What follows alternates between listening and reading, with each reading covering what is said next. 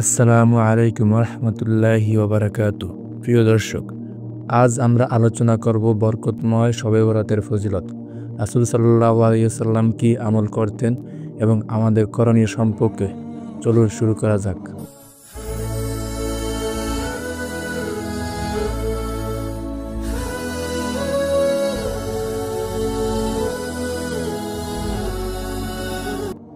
শবে বরাতের ফজিলত ও কোরআন হাদিসের আলোকে। শবে বরাত বা লাইলাতুল বরাত হলো এক বিশেষ রাত যেখানে আল্লাহ তার বান্দাদের গুনাহ মাফ করে দেন এবং রহমতের দরজা খুলে দেন। রাসূল সাল্লাল্লাহু আলাইহি ওয়াসাল্লাম বলেছেন, আল্লাহ তাআলা মধ্য শাবানের রাতে সৃষ্টিকুলের প্রতি দৃষ্টিপাত করেন এবং মুশরিক বিদ্বেষী পোষণকারী ছাড়া সকলকে ক্ষমা করে দেন। তিরমিজি 739 নম্বর হাদিস।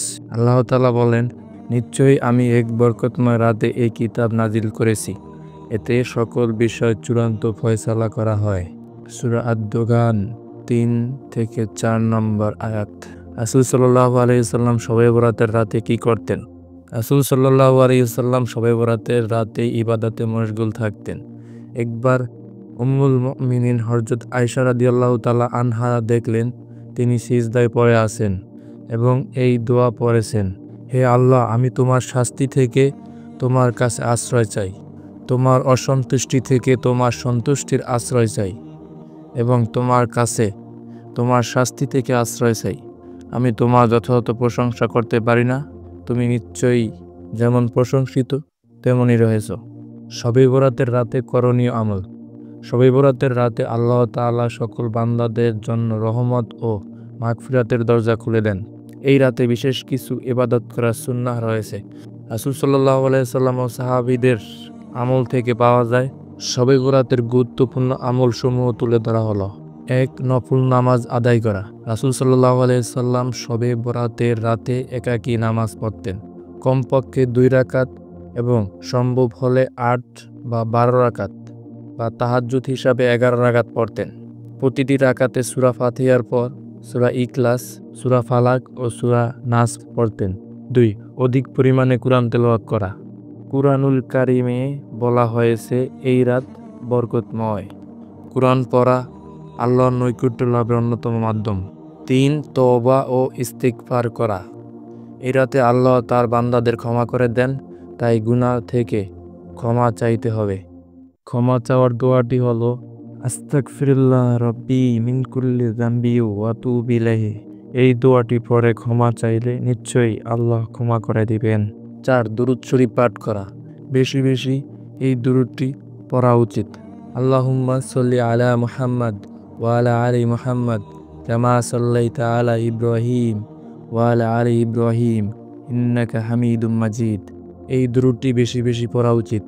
5. রাসূল সাল্লাল্লাহু আলাইহি সাল্লাম এর শেখানো বিশেষ দোয়া পড়া। রাসূল সাল্লাল্লাহু আলাইহি সাল্লাম বলেছেন, হে আল্লাহ, তুমি ক্ষমাশীল, তুমি ক্ষমাকে ভালোবাসো, আমাকে ক্ষমা করে দাও।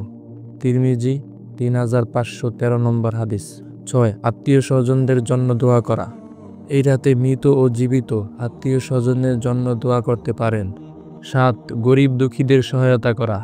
এই রাতে সাদাকা ও দান খয়রাত করা আল্লাহর কাছে অনেক প্রিয়, তাই আমরা সবাই বেশি বেশি দান সাদাকা করতে পারি। 8. রোজার নিয়ত করা।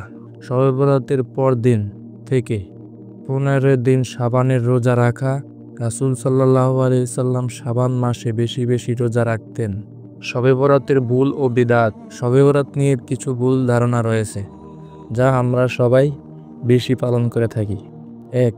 শবে বরাতে আতশবাজি ফোটানো। 2. বিশেষ খাবার রান্না করা ও তা আবশ্যক মনে করা।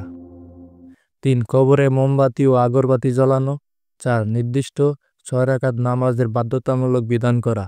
রাসূল সাল্লাল্লাহু আলাইহি সাল্লাম ও সাহাবারা কখনো এসব করেননি, তাই আমাদের উচিত বিশুদ্ধ সুন্নাহ মেনে ইবাদত করা। আল্লাহ আমাদের সবাইকে শবে বরাতের ফজিলত অর্জন করার তৌফিক দান করুক, আমাদের গুনাহসমূহ মাফ করে দিন।